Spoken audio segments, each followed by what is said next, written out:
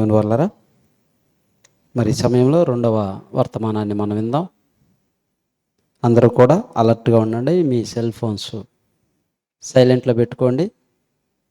తిన్నారు గనక నిద్ర వస్తుంది, కొంచెం శరీరం సహకరించదు కనుక అందరూ శరీరానికి లోబడక ఆత్మకు వాక్యానికి విలువనిచ్చి దైవ సేవకులు చెప్పే మాటలు విందాం. మరి సమయాన్ని దైవజనులు నరేష్ గారికి అప్పగిస్తూ ఉన్నాం.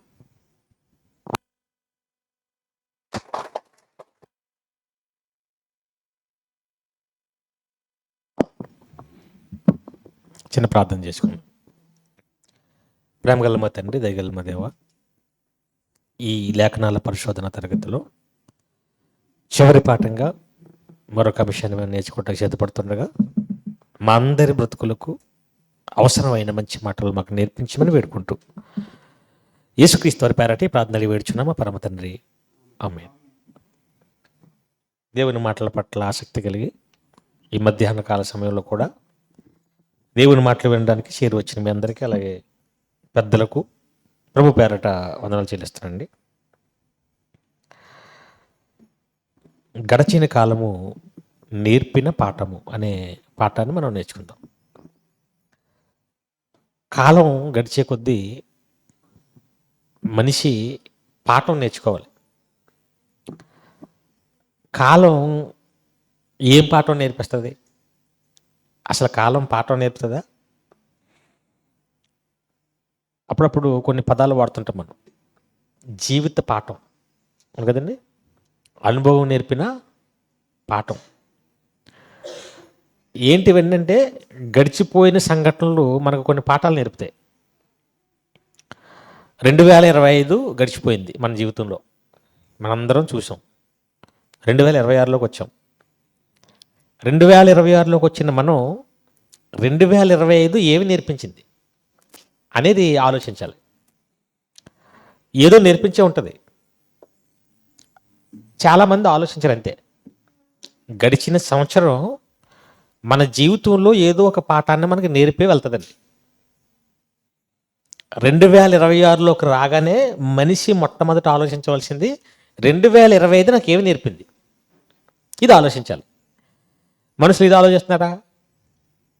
2025 31వ తారీఖు డిసెంబర్న దేనికి సిద్ధమైపోయారు? 2026లోకి వెళ్ళిపోవడానికి హ్యాపీ న్యూ ఇయర్ అనుకుంటూ సిద్ధపడిపోయారు, చెప్పుకుంటున్నామని. 31వ తారీఖున ఎప్పుడు తినని బిర్యానీ తినేశారు, డిసెంబర్ 31న. అంతకుముందు ఎప్పుడు లేని బిర్యానీ షాపులు వెలిచాయి. అంతకుముందు ఆ షాపులు, బిర్యానీ షాపులు లేవు అక్కడ. 90% బిర్యానీ తినేశారండి ఆ నైట్. ఎవరో పాపం రోగగ్రస్తులు, హాస్పిటల్లో ఉన్న వాళ్ళు, ఇంట్లో చచ్చిపోయిన వాళ్ళు ఉంటారు చూసారా, వాళ్ళ తప్ప మిగతా అంతా ఏం తినేశారు? ఇంతకు ఎందుకు తినేశారు? ఏళ్ళే ఇప్పుడు 26ని లాక్కొస్తున్నట్టు. బలం కావాలి కదా మరి లాక్ రావాలంటే, అందుకు ఫుల్గా తినేసినట్టు. ఇక క్రైస్తవులు అయితే వాచ్ నైట్ ఫిడేస్, వాచ్లు ఎలా పెట్టుకుని కరెక్ట్గా డిసెంబర్ 31 11:59 అయింది. వాచ్లైన్ ఎలా ఉన్నాయి ఇప్పుడు? హైందూ పెళ్ళిళ్ళు సుముహూర్తం అని ఒకటి ఉంటుంది. ఆ నిమిషానికి, ఆ సెకండ్కే జీలకర్ర బెల్లం నెత్తి మీద పెట్టాలి, అంతే కదా? అప్పుడు ఎలా చూస్తుంటారు? పంతులు గారు, పెళ్లి కొడుకు సంబంధించిన వాళ్ళు, పెళ్లి కూతురు అందరూ ఎలాగే చూస్తుంటారు. దాటేస్తుంది, ముహూర్తం దాటేస్తుంది. సేమ్ అని సచ్చులో కనబడ్డాయి. ఏదో భ్రమ, అవునా? ఆ తర్వాత అందరూ happy new year, happy new year. కొంతమంది చెప్పకపోతే ఫీల్ అయిపోరు కూడా. అలా మనకు పెట్టేది మెసేజ్లు మనం చూసుకోలేదు. హ్యాపీ న్యూ ఇయర్ వచ్చే విష్ హ్యాపీ న్యూ ఇయర్ కూడా చెప్పలేదు. ఇప్పుడు చెప్తే ఏమొస్తుంది? చెప్పకపోతే ఏం పోతుంది? ఇలాగా ఉదయాన్నే రాజకీయ నాయకుల దగ్గరికి వెళ్ళిపోయారు కొంతమంది బొకేలు పట్టుకుని. వాళ్ళే 2026 లాక్కొచ్చినట్టు. కొంతమంది గుడులకి, దేవాలయాలకి ఈ సంవత్సరం అంత ఆరోగ్యాన్ని, ఆయుష్ని తండ్రి అని. ఈ హడావుడిలో మనుషులు ఉన్నారు. ఇంతకీ గడిచిన సంవత్సరం ఏమి నేర్పింది ఆలోచించారా? కానీ దైవజ్ఞానం కలిగిన మనం ఆలోచించాలండి. 2025 నాకేం పాఠం నేర్పింది? ఏ సంవత్సరం, ఏ నెల, ఏ రోజు మన జీవితంలో గడిచినా ఒక అనుభవం ఏర్పడుతుంది మనకి. అంతే కదండి. చాలామంది 50 సంవత్సరాలు, 40 సంవత్సరాలు, 30 సంవత్సరాలు, 20 అందరూ ఉన్నారు కదండి ఇక్కడ. ఇన్ని సంవత్సరాలు గడిచాయి కదా, ఏం నేర్చుకున్నాం అసలు? ఏదో మనకు అనుభవం నేర్పుతుంది మన జీవితం. గడిచిన కాలం మనకు పాఠం నేర్పుతుంది. అదే అనుభవం నేర్పిన పాఠం, జీవితం నేర్పిన పాఠం, లేదా కాలం నేర్పిన పాఠం. స్క్రీన్ ఉందా? 2025లో ఒక చేదు అనుభవం కొంతమందికి ఎదురైంది. వాళ్ళు ఎవరో మీకు చూపిస్తారు స్క్రీన్ మీద. సినిమా యాక్టర్లు ఉంది కదా, అది రమేష్ గారి పెట్టండి.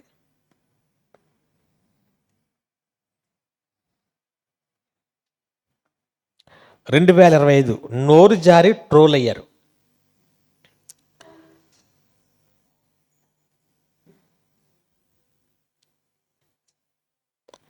రాలేదా? వచ్చి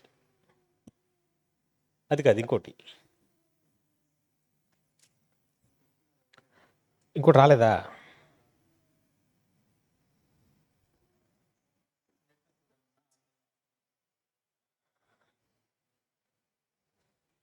ఇప్పుడు వచ్చింది చూడండి. ఈ లోపల వేస్తాడు, నేను చదువుతాను చూడండి. 2025 సంవత్సరంలో నోరు జారారట. అంటే అనకూడని మాటలు అనేసి ఏం జరిగింది ఈ ఏడాదిలో, అంటే 2025లో పలువురు సెలబ్రిటీలు తమ వ్యాఖ్యలతో ట్రోల్ అయ్యారు. హరి సినిమాలో నటించిన శ్రీకాంత్ అయ్యరు రిలీజ్ సమయంలో చేసిన వ్యాఖ్యలు మూవీ కలెక్షన్లపై ప్రభావం చూపాయి. హరి అని ఒక సినిమా వచ్చింది కొత్తగా. అందులో ఒక అతను నటుడు, రైట్ సైడ్లో ఉన్న అతను కొన్ని మాటలు అనేసాడు ఒక అతన్ని. అతనికి సంబంధించిన అభిమానులంతా వ్యతిరేకం అవటం వల్ల కోట్ల రూపాయలతో తీసిన సినిమా లాస్ అయిపోయారండి. కోట్లు నష్టం వచ్చేసి నిర్మాతకి. దీనివల్ల నోరు జారి ఒక మాట అనడం వల్ల. ఆ తర్వాత హనుమాన్పై కోపం అంటూ దర్శకుడు రాజమౌళి స్థాయితో ట్రోల్ అయ్యారు. ఏదో మహేష్ బాబుతో సినిమా తీస్తూ ఆ ప్రమోషన్ వేడుకలో హనుమంతుని మీద కొన్ని అనకూడని మాట్లాడినాడు.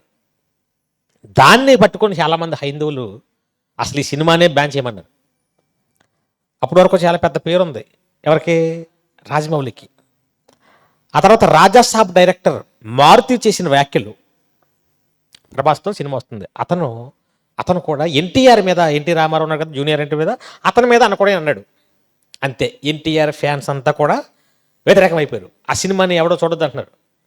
అలాగే చివరిలో ఫ్యాన్స్కి ఆగ్రహం తెప్పించగా క్షమాపణలు చెప్పారు. ఇటీవల శివాజీ, హీరో శివాజీ ఉన్నాడు కదా ఇది పక్కన, అతను ఏం చేశాడు? ఆడవాళ్ళ కోసం ఏదో అనకూడని కొన్ని మాట్లాడినాడు. ఏమైపోయింది? ట్రోల్స్ అయిపోయి మహిళా కమిషన్ అతన్ని నోటీసులు పంపించి చివరికి క్షమాపణలు చెప్పినా ఊరుకోని పరిస్థితి. అక్కడ నుంచి మళ్ళీ అనసూయ అనే ఒక యాంకర్ ఎత్తుకుంది, ఆవిడకు చుట్టుకుంది. ఆ తర్వాత ఇంకొకటి ఉన్నాడు ప్రపంచ యాత్రికుడు, ఎవరు? నా అన్వేషణ ఒక అతను, లక్షల మంది కోట్ల మంది ఫాలోవర్స్. అతను మాట్లాడిన మాటలకే ఒకే రోజు లక్షల మంది అన్ఫాలో చేశారండి అతని ఛానల్ని. 2025లో జరిగిన సంఘటనలు. ఇప్పుడు 2025లో వాళ్ళకి ఏం మిగిలింది? చేదు అనుభవం. అవునా? ట్రోల్స్ గురైపోయారు, అనేకులు చేత చిట్టించుకున్నారు, క్షమాపణ చెప్పినా ఊరుకోవట్లేదు. కోట్ల రూపాయలు నష్టం వచ్చేసే మాటల వల్ల. ఇప్పుడు కాలం ఏమి నేర్పింది వాళ్ళకి? నోరు అదుపులో లేకుండా నోరు ఉంది కదని ఏది పడితే అది మాట్లాడేస్తే ఇంత పెద్ద నష్టం అన్నమాట అని ఇప్పుడు ఏం చేయాలి? ఇప్పుడు వాళ్ళు ఆటం నేర్చుకోవాలా? ఇప్పుడు 2026లో ఏం చేసుకోవాలి? కాళ్ళు బాబు ఎందుకు వచ్చింది గొడవ, సైలెంట్గా ఉందాం, ఆచితూచి మాట్లాడదాం, ఎవరిని మనోభావాలు దెబ్బతీయకుండా ఉందాం అనుకోవాలి కదండి. నిజంగా పాఠం నేర్చుకునేవాడు అలా అనుకుంటాడు. ఇప్పుడు అలాగే కదండి. 2025లో మన నోరు జాటం వల్ల ఎంతమంది చేత తిట్టించుకుని ఉంటాం? కొంతమంది అయితే కొట్టించుకుని కూడా ఉంటారు. అది కదా ఆడవాళ్ళు. కొన్ని భయంకరమైన గొడవలు, ఇవన్నీ నోరు అదుపులో లేకపోవటం వల్ల జరిగిన పరిణామాలు. అనవసరంగా అన్నాను, అనకుండా ఉండాల్సింది అనిపిస్తుంది మరలా అనేసి ఇంత గందరగోళం అయిపోయిన తర్వాత ఉపయోగం ఉంటుందా? తర్వాత ఉపయోగం ఏంటంటే ఓ పాఠం నేర్చుకోవాలి. ఇంకా సరే, ఇంత గందరగోళం జరిగింది కదా, నేను మాట్లాడిన మాట వల్ల ఇంకా నేను ఇలాంటి పని ఇంకా చేయకూడదు. అది అనుభవం నేర్పిన పాఠం అంటే. అలాగే సార్ తిన్నావు కదా, దెబ్బ తిన్నావు కదా, ఆ పని చేయటం వల్ల అనుభవం వచ్చింది కదా, దానివల్ల ఎంత నష్టం ఉందో. ఇప్పుడు ఏం చేయాలి? ఇంకెప్పుడు ఇలా చేయకూడదని నువ్వు నేర్చుకోవడంతో పాటు నీకు సంబంధించిన వాళ్ళందరూ కూడా చెప్పాలి. వాళ్ళకి ఈ అనుభవం రాదు కదా, ఇంకా వాళ్ళ ఈ అనుభవం చూడకుండా చూసి నేర్చుకోకుండా నువ్వు ముందే చెప్పాలి. అర్థమవుతుందండి? కాలం నేర్పిన పాఠం, గడిచిన కాలం నేర్పుతుంది పాఠం మనకి. వాళ్ళకి నేర్పింది, వాళ్ళు మారారో మారలేదో, పాఠం నేర్చుకున్నారో నేర్చుకోలేదో, ఎంత ఇబ్బంది పడిపోయారో. క్రైస్తవులు కూడా నోరు ఉంది కదని యూట్యూబుల్లో ఎక్కడ పడితే అక్కడ అన్యుల విగ్రహాల కోసం, అన్యుల దేవుల కోసం ఇష్టానుసారంగా మాట్లాడేస్తారు. వాళ్ళ దేవుళ్ళని కామెంట్ చేయటం, వాళ్ళ దేవుళ్ళు వ్యభిచారులని, వాళ్ళ దేవుళ్ళు చెడ్డోళ్ళని ఇష్టానుసారంగా మాట్లాడేస్తున్నారు. అలా మాట్లాడినందుకు చాలామంది చంపబడ్డారు కూడా. బైబిల్లో కాదు, ఇప్పుడు చాలామంది జైలు పాలైపోయారు, చాలామంది కోర్టుల చుట్టూ తిరుగుతున్నారు, చాలామంది బైబిల్ని మా ఊర్లో ప్రకటించొద్దు అని బోర్డులు పెట్టేశారు. సువార్తకి వెళ్తుంటే పర్మిషన్ ఉందా అని అడిగి కొడుతున్నారు. మొన్న అనంతపురంలో కూడా జరిగింది. ఇవన్నీ దేనివల్ల జరుగుతున్నాయి? ముందు మన వాళ్ళ నోరు అంతే కదా, నోరు నీది కదా, మాట్లాడే స్వాతంత్రం ఉంది కదని ఎవరు పడితే వాళ్ళు ఏదో పడితే అనేసామనుకో ఊరుకుంటారా? 2025 వరకు ఇన్ని గందరగోళాలు, ఇన్ని చర్చి కూల్చివేతలు, ఎంతమంది పాస్టర్లని దెబ్బలు తిని కొట్టడాలు, ఇవన్నీ చూసిన తర్వాత 2020 ఏ పాఠం నేర్చుకోవాలి మనం? గడిచిన కాలం దృష్టిలో పెట్టుకుని మన దేవుణ్ణి, మన బైబిల్ని మనం గొప్పగా చెప్పాలి తప్ప ఇతర మతస్థుల జోలికి కానీ, ఇతర గ్రంథాల జోలికి కానీ, ఇతర దేవుళ్ళ జోలికి కానీ వెళ్ళకూడదని కమిట్మెంట్కి రావాలి. అవునా? వస్తారా? మళ్ళీ అదే వాగుతున్నారు. అప్పుడు 2026లో మొదలెట్టేశారు. అంటే వాళ్ళ పాఠం ఏమి బుర్రకెక్కలేదు. అదే ఎప్పుడు కూడా దేవుడు మనకు ఆయుష్ ఇస్తున్నాడంటే, ఒక సంవత్సరం వెళ్ళి మరో సంవత్సరం వస్తుందంటే ఆ పోయిన సంవత్సరంలో ఎక్కడ దెబ్బతిన్నాం, ఎక్కడ మనం ఇరుక్కుపోయాం, అది పాఠం నేర్చుకుని మరలా అది రిపీట్ చేయకుండా బయటపడాలి. అంతే కదండి? భక్తులు అయితే అలాగే చేస్తారు. భక్తులు కూడా దెబ్బతిన్న సంఘటనలు ఉన్నాయి. కానీ ఏం చేశారు? వాళ్ళు గుణపాఠం నేర్చుకున్నారు. మాట కోసం చూసేప్పుడు దావీదు గారి సంఘటన మీకు తెలుసు. చేయకూడదు తప్పు చేశాడు. ఎవరి విషయంలో? ఊరియా భార్య బత్షెబ విషయంలో. అవునా? ఆవిడ స్నానం చేస్తుంటే చూశాడు, తీసుకు రప్పించుకున్నాడు, అనుభవించాడు. ఈ లోపల గర్భవతి అయింది, భర్త ఏమో యుద్ధంలో ఉన్నాడు. దీన్ని కవర్ చేయడానికి మరలా ఏం చేశాడు? భర్తను చంపించేశాడు. ఆ తర్వాత భక్తుడైనా సరే, దేవుడి కృప ఆయన మీద ఉన్నా సరే, ఆ చేసిన తప్పు వల్ల ఎంత శిక్ష అనుభవించాడు అనుకుంటున్నారు? పుట్టిన బిడ్డ చచ్చిపోయాడు. అవునా? ఆ తర్వాత కుటుంబం మనశ్శాంతి లేకుండా అయిపోయిందండి అతనికి. ఎవరికి? మీరు దావీదు గారి చరిత్ర చూస్తే కొడుకుల వల్ల మనశ్శాంతి లేదు. ఈ సంఘటన తర్వాత కూతురు వల్ల మనశ్శాంతి లేదు. కొడుకే కూతురు విషయంలో అసభ్యంగా ప్రవర్తించాడు. కుటుంబం అంతా విచ్ఛిన్నం అయిపోయి చివరికి నీకు మనశ్శాంతి లేకుండా పోయింది. పేరుకు భక్తుడే, దేవుడు దయ ఉంది, కానీ ఏమి లేదు, మనశ్శాంతి లేదు, గందరగోళం అయిపోయాడు. దేనివల్ల? చేసినాక పొరపాటు వల్ల. అంతేనా? ఇప్పుడు పాఠం నేర్చుకోవాలి వద్దైనా? గడిచిన కాలంలో నేను ఈ పని చేశాను, దానివల్ల ఇంత అనుభవించాను, అప్పుడు ఏం చేయలేక ఇంకా పని నేను అని ఏ నిర్ణయం తీసుకున్నాడు? ఒకసారి బైబిల్లో చూద్దాం. చూడండి.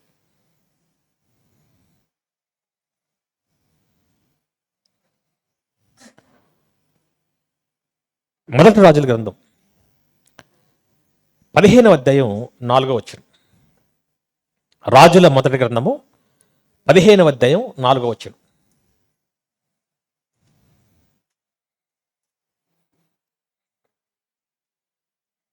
రాజుల మొదటి గ్రంథము 15వ అధ్యాయం 4వ వచనం. దావీదు హిత్తీయుడైన ఊరియా సంగతి యందు తప్ప తన జీవిత దినములన్నీ యెహోవా దృష్టికి యథార్థముగా నడుచుకొనుచు యెహోవా అతనికిచ్చిన ఆజ్ఞలలో దేని విషయమందును తప్పిపోకుండెను. అంటే ఏం నేర్చుకున్నాడు దావీదు గారు? ఆ చేసిన తప్పుకి నేను అనుభవించిన శిక్షకి గుణపాఠం వచ్చి ఆ తప్పు తప్ప ఇంకేమీ చేయలేదంటండి. రాశాడా? ఎంత మంచి మాట అండి అది. మళ్ళీ చదవండి.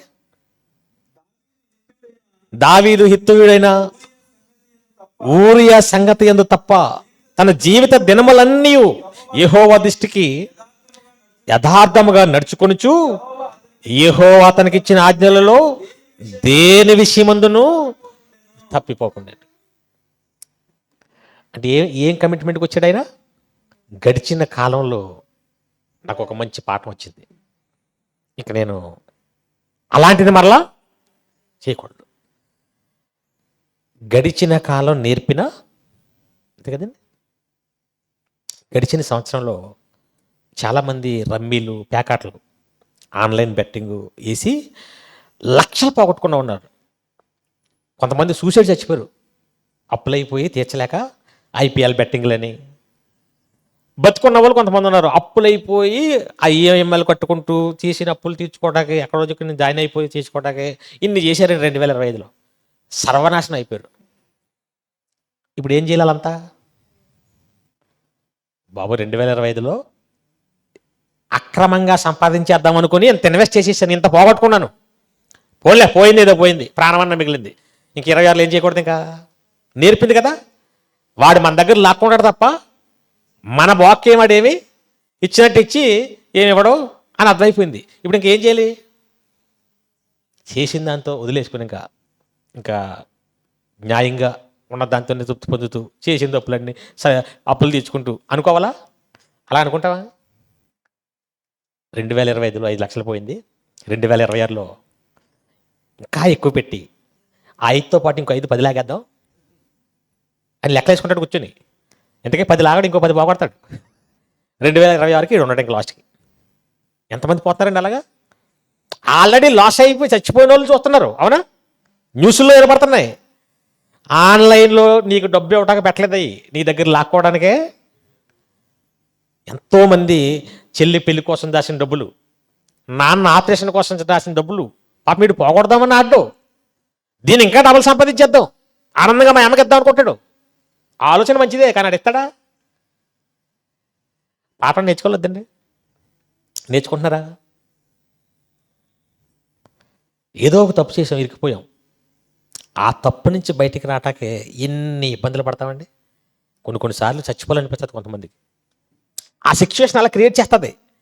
చివరికి అసలు చేయకుండా ఉంటే నా జీవితం ఎంత బాగుండు, నాకు ఎంత గౌరవం ఉంది, అసలు ఎంతమంది నన్ను ప్రేమించేవారు, ఎంతమందితో నేను చక్కగా తిరిగేవాడిని, ఇప్పుడు ఎలాగైపోయింది నా పరిస్థితి.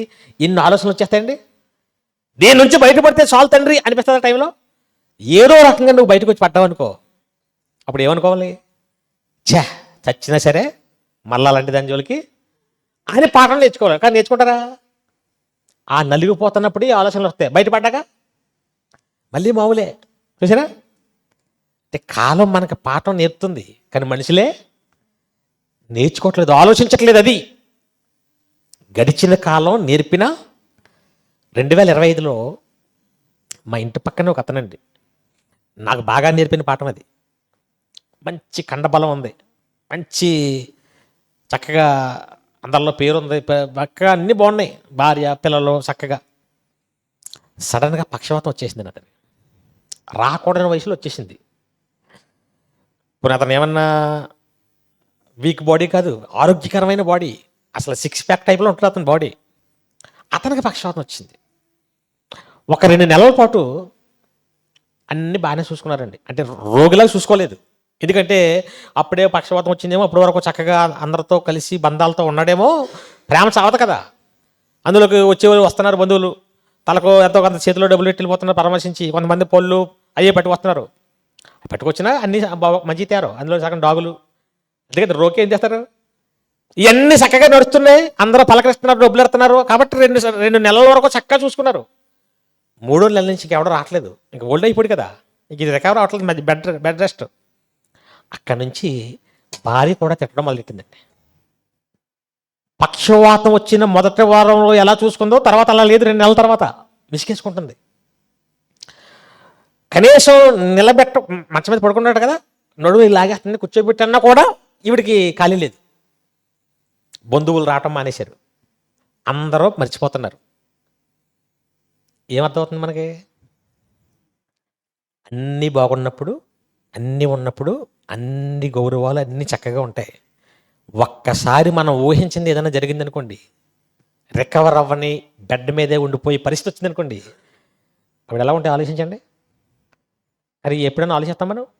ఇది తప్ప అన్నీ ఆలోచిస్తుంటాం రివర్స్లో, అంతే కదండి. ఇలాంటివి జరుగుతాయని ఆలోచిస్తామని గడిచిపోయిన కాలంలో ఒక భక్తుడు రాయించాడు, మనందరికీ తెలుసు, యోబు గారు, అంతే కదండి. ఇదే పరిస్థితికి వచ్చాడు. అప్పుడు ఏం జరిగిందో, ఏమి రాశాడో ఒకసారి చూడండి. యోబు గ్రంథము 19వ అధ్యాయం 14 నుంచి చదువుదాం. యోబు గ్రంథము 19వ అధ్యాయం 14 వచ్చింది. నా బంధువులు ఇప్పుడు డబ్బుంది, పిల్లలు ఉన్నారు, ఇల్లు ఉంది, ఆస్తులు ఉన్నాయి, అన్నీ ఉన్నప్పుడు పొలవమని వచ్చిపోతున్నారు. ఇప్పుడు ఏమైపోయారంటే బంధువులు నా యొద్దకే రావటం మానేశారంట. ఎందుకు మానేశారు? అసలు పోయింది కదా, అంతే కదండి. మరి ప్రాణం ఉంది కదా, ప్రాణం ఎవరికి కావాలి? పనికి వస్తే కావాలి, పనికి రాకపోతే మనం ఇది యోబు గారు అనుకుంటాం. నీకు జరిగితే యోబు గారి కంటే ధనవంతులు ఎవరు ఉన్నారండి ఇక్కడ? ఆ దేశంలో అతనే టాప్ అంట. మన దేశంలో మనం టాపా? ఆ టాప్ ఆయనకే ఏం జరుగుతుంది ఇక్కడ? నా బంధువులు నా దగ్గరికి, అంటే మనం ఎవరినైతే చూసుకుని మురిసిపోతామో వాళ్ళు కట్ అయిపోయారు, అవునా?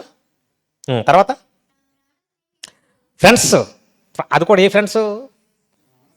నేనంటే ప్రాణం ఇచ్చి ఆ ప్రాణ స్నేహితులు నన్ను మర్చిపోయారట. సరే, మర్చిపోవటం అంటే ఇంకా అయిపోయింది, చచ్చిపోయినట్టే. మర్చిపోవటం అంటే అంతే కదండి. ఎవరిని మర్చిపోతాం మనం? చచ్చిపోయినా మర్చిపోతాం. అలాగే మనం మంచాన పడినా, మన దగ్గర ఉన్నన్ని పోయినా, ఆస్తులు పోయినా, ఆరోగ్యం పోయినా, ఏది పోయినా ఏమైపోతారు? వదిలేస్తారు, పట్టించుకోడు ఎవడు. నా ఇంటి దాసీ జనులు ఆల్రెడీ నా దగ్గర పనిచేసే వాళ్ళు ఉన్నారు, అయ్యగారు, అమ్మగారు. మనం ఏదన్నా మిగిలిపోతే పట్టుకెళ్ళి తినేవారు. ఇప్పుడు వాళ్ళు ఎలా చూస్తున్నారంట? ఆడెవడో అన్యుడు, నేను బాబుగారు, అయ్యగారు అన్న వాళ్ళు. చూడండి, ఇది ఎవరికి జరుగుతుంది? భక్తిపరుడైన, దేశంలోనే ధనవంతుడైన యోబు గారికి పట్టిన గతి. ఆయన సొంత అనుభవం రాస్తున్నాడు, ఆయనకు పాఠం నేర్పింది కాలం. నేను వాని దృష్టికి అసలు సంబంధం, ఎవడన్నా అమెరికా వాడు వచ్చిన ఎలా చూస్తాం? ఈడెవడో, అంతే కదండి, మన దేశమే కాదు అన్నట్టు అలా చూస్తున్నారంట దాసీలు. తర్వాత నేను నా పనివాడిని పిలవగా అసలు ఆడు పలకట్లేదంట. ఇంతకుముందు రే అనగానే చెప్పండి అయ్యగారు, చేతులు కట్టేసి ముందు నుంచి చెప్పేవాడు. ఇప్పుడు రే అనగానే ఓ అవుతాడు సావకుండా. అప్పుడప్పుడు ముసలాడు అలా కదా తీసుకుంటాం మనం. అమ్మా అమ్మా అనగానే ముసలాడు తీరేత్తలు పెట్టుకొని. ఇప్పుడు యోబు గారు కూడా ఏమంటున్నారట? ఓ బాబు అనగానే బాబు లేదు, గీబు లేదు, అసలు చూసారా? నేను వాడిని బతిమాలవలసి వచ్చాను. ఎవరిని? తన ఇంట తన పడేస్తే తినే దాసుల్ని బతిలో అన్నాడు. ఇప్పుడు అతను ప్లీజ్ ఒరే బాబు ప్లీజ్, ఇంతకుముందు నీ దగ్గర ఏమన్నా పని ఉంటే చెప్పండి అయ్యగారు అని ఆడి బతిలాడు వచ్చాడు. ఇప్పుడు ఎవరు బతిలాడుతున్నాడు? తారుమారు అయిపోయింది, చూసారా? తర్వాత నా ఊపిరి ముందు బంధువులు, తర్వాత స్నేహితులు, తర్వాత పని వాళ్ళు, ఇప్పుడు ఎక్కడికి వచ్చేసింది లిస్టు? భార్య కూడా ఏం చేస్తుందంట? కౌగులించుకుని దగ్గరగా ఉన్నప్పుడు ఊపిరి, అదంతా లవ్, ప్రేమ. ఇప్పుడు ఛే అసహ్యం అంట, చీ బాబాయ్ ఇంకా బతుకున్నాడు రా వీడు. ఎవరిని? ఆల్రెడీ అంద కదండి, చచ్చిపోవచ్చు కదా అంది. ఇప్పుడు వదిలేసాను వెళ్ళిపోవట్లేదు ఇతన్ని. ఏమంటుంది? ఆ, నేను కనిన కుమారులకు పిల్లలకు కూడా ఏమైపోయిందంట? ఆల్రెడీ పిల్లలు చచ్చిపోయారు, కానీ అనుభవాన్ని బట్టి రాస్తున్నాడు. ఇవన్నీ పోతే, ఆరోగ్యం పోయి, ఆస్తులు పోయి, మంచం మీద పడిపోతే, నిర్జీవంగా, అంటే జీవం ఉంది కానీ ఎందుకు పనికిరాదు. అప్పుడు పిల్లలు కూడా ఏమైపోతాం? ఏమన్నారండి అక్కడ? నా పిల్లలు నా వాసనకి చిరాకు పడిపోతున్నారంట. అంటే దగ్గరికి రావట్లేదు ఎవడు. చిన్న పిల్లలు సహా కనుక ఎవరు కూడా పట్టించుకోవట్లేదండి.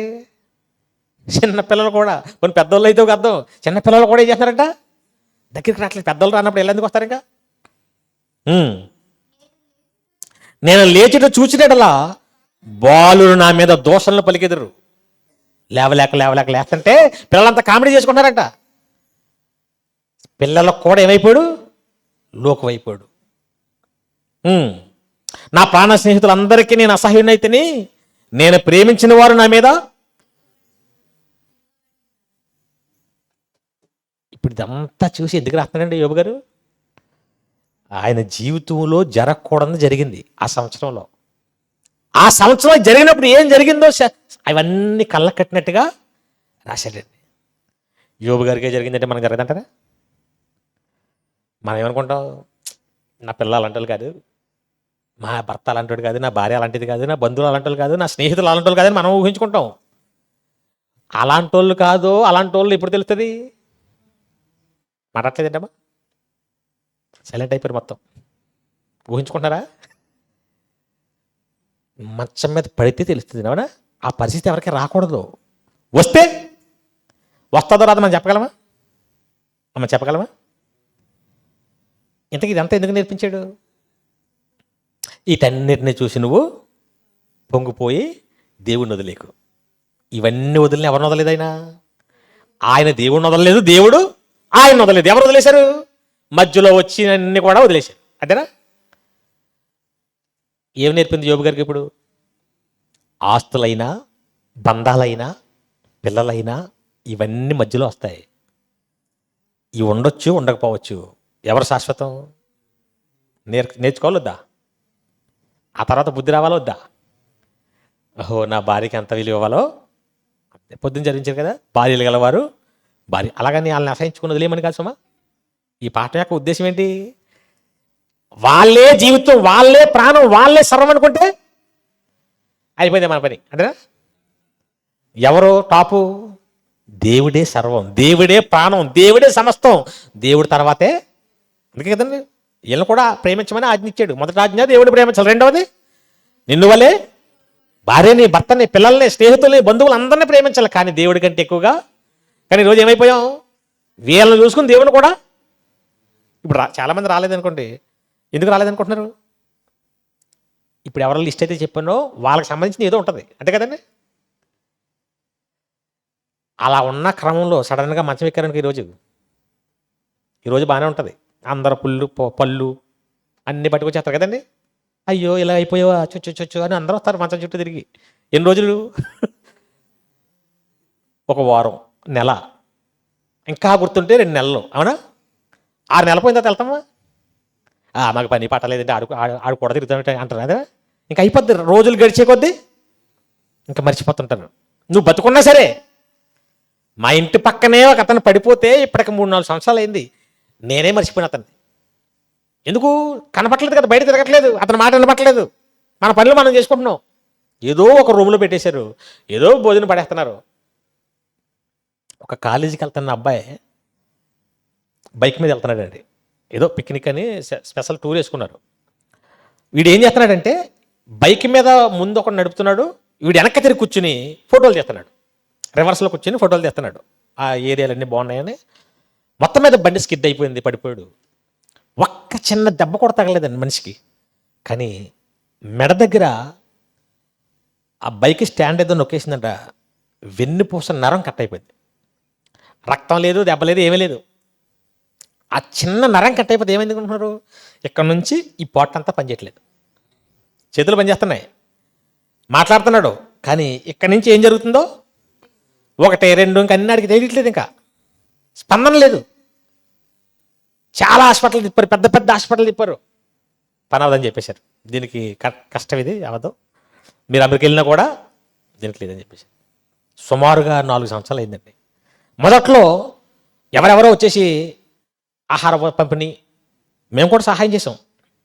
5,000 10,000 రైస్ కట్టలు అతనికి సంబంధించి అన్ని ఇచ్చేసారండి. ఎప్పుడు మొదటి 6 నెలల్లో ఎవడెవడో తెలియనోడు కూడా వచ్చేసి ఫోటోలు తీసుకుని ఇచ్చేసి వెళ్ళిపోయేవారు.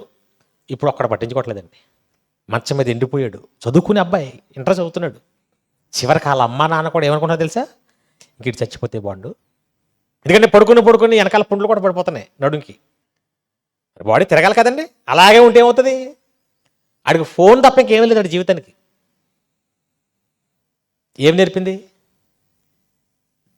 తగలకూడని దెబ్బ తగిలినా, జీవితం ఏమాత్రం తేడా జరిగినా ఏమైపోతాం? ఎవడు మనల్ని పట్టించుకోండి, మర్చిపోతారు. ఇదండి జీవితం అంటే. ఇలాంటి ఎన్ని నేర్పుతున్నాయి, ఎన్ని చూస్తున్నాం మనం గడిచిన కాలంలో, ఎన్ని చూస్తున్నాం? పాఠం నేర్చుకుంటున్నావా? అయినా దేవుడు కాదని ఇట్ల కోసమే, దేవుడు కాదని ఇట్ల కోసమే పరిగెడుతుంటారు. అవునా? దేవుడు తప్ప ఏది నిన్ను 100% ప్రేమించలేనండి. నీ భ్రమ తప్ప ఎవరైనా ఇవన్నీ ఉంటేనే. ఒక్కసారి నీ వల్ల ఉపయోగం లేదని తెలిసిందా, మెల్లమెల్లగా ఏమైపోద్ది? నీ మీద ప్రేమ తగ్గిపోయి నువ్వు దూరం అయిపోతుంటావు. ఎవరి కాళ్ళే ఊహించుకోండి, ఇది నాకు కాదు అనుకోకండి. నేను మంచం పట్టినంతే. చాలా మందికి సువార్త పెడుతున్నాను, నాకు 2 సంఘాలు ఉన్నాయి మా ఇంట్లో అన్నానంటే పెద్ద గౌరవం. నేను వెళ్ళిన వెంటనే నాకు అన్ని తెచ్చిపెట్టేసి నాకు మర్యాదలు చేసేస్తాను అనుకుంటాను. నేను మంచం పట్టినా నాకైతే ఏముంటుంది? మీకు గుర్తుంటానమ్మా, చెప్తారు ఈయన, పాపం నరేష్ గారు ఇలా అయిపోయారంట, మనం ఏమన్నా సాయం చేద్దాం అంటారు. పాపం 10,000 20,000 పంపుతారు. మళ్ళీ నెల అన్నారు, ఏమంటారు ఇప్పుడు మీరు? నెల ఎక్కడ చేస్తామండి? మళ్ళీ 3వ నెల అంటే మీరు చేత చేయండి, మనం చేయం బాబు, మా పరిస్థితులు బాగోలేదు. 1 సంవత్సరం తర్వాత అప్పుడప్పుడు నేను వస్తున్నాను కాబట్టి గుర్తున్నాను. ఆ తర్వాత నరేష్ అనే ఒక ఆయన వచ్చేవాడు. అందుకని ఎవరైనా గుర్తు చేస్తే అంతే. నేను నరేష్ అనేది, యోసేపు గారు అయినా లేదు, ఎవరైనా అంతే, ఎవరైనా పీడి సుందరం అయినా అదే గతి. అవునా కదా? మహామోహన్లే మర్చిపోయాం. అవునా? ఇలా లెక్క, మనం లెక్క. ఇవన్నీ మనకేమి నేర్పుతున్నాయి? పాఠాలు. జీవితం చాలా చిన్నది. ఇందాక చెప్పారు కదైనా కాలం. 2025లో మంచి మంచి ఉద్యోగాలు చేసుకుంటూ విదేశాల్లో సెటిల్ అయిపోయిన వాళ్ళు పండక్కొచ్చి ఫ్యామిలీని చూసుకుని, నా భర్త జాబు, నా భార్య జాబు, నెలకు వచ్చినప్పుడు లక్షలు, చెరో 1,00,000 సంపాదిస్తున్నాం, పిల్లలు అమెరికాలో చదువుకుంటున్నారు అనుకుంటున్న వాళ్ళు ఫ్లైట్ ఎక్కారు. ఏమైపోయింది? ఎన్ని ఫ్లైట్లు కూలిపోయింది? చచ్చిపోతారు అనుకున్నారు వాళ్ళు.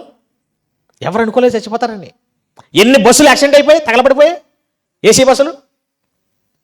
అంటే ఏం నేర్పింది 2025? ఎప్పుడు ఎలా ముగిసిపోతామో అంతేనా? మరి ఏం నేర్చుకోవాలి ఇప్పుడు ఇంతకీ? కాలం మన చేతిలో లేదు. మనం అనుకున్నట్టుగా అన్నీ మనం బోల్ ఊహించుకుంటాం, బోల్ చర్చ చేసుకుంటాం. 2025 అయిపోయినంటే 2026 వచ్చినంటే అందరూ అలా చర్చ చేసుకుంటారు. Happy new year. మళ్ళీ శ్రద్ధగా మెసేజ్లు నాకు చాలామంది పంపించారు, నరేష్ గారు హ్యాపీ న్యూ ఇయర్. ఈ సంవత్సరం అంతా కూడా మీరు ఆరోగ్యంతో, ఆయుష్తో, చక్కగా సుఖ సంతోషాలతో, చక్కగా చల్లగా వడ్డెల్లాలని మనస్ఫూర్తిగా కోరుకుంటూ wish you happy new year అని ఆడంటే వచ్చేద్దండి. దానికి రిప్లై ఇవ్వలేదు నేను. ఆడ ఫీల్ అయిపోయాడు. మళ్ళీ ఇంత పెద్ద మెసేజ్ పెట్టాను, ఒక రిప్లై కూడా ఇవ్వలేదు. 2024లో కూడా అలా చెప్పుకున్న వాళ్ళు ఇప్పుడు లేరు. వాళ్ళు కూడా హ్యాపీ న్యూ ఇయర్ చెప్పుకొని తిరిగారు, ముగ్గులు వేసేసుకుని, రంగుల ముగ్గులు. ఆ ముగ్గు వేయటం లేదు ఇప్పుడు, అంతే కదా?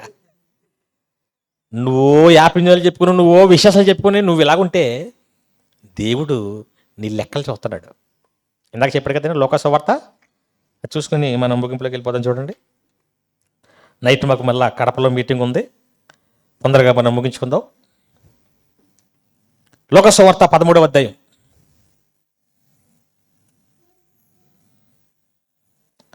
4వ వచనం.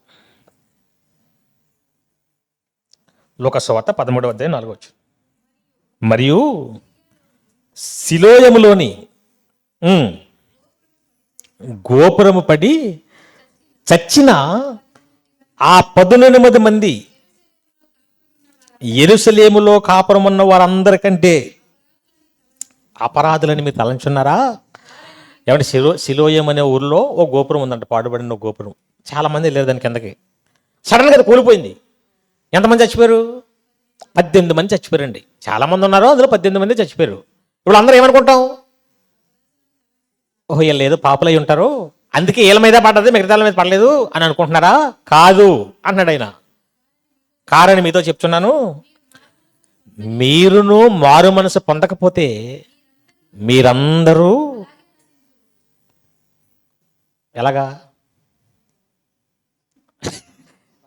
సడన్గా ఆ 18 మంది లాగా హఠాన్ మరణం అన్నమాట అది. అంటే ఇప్పుడు మనకు ఎవరికి అది రావాలని కోరుకోవట్లేదు, కానీ జరిగిన సందర్భం అది.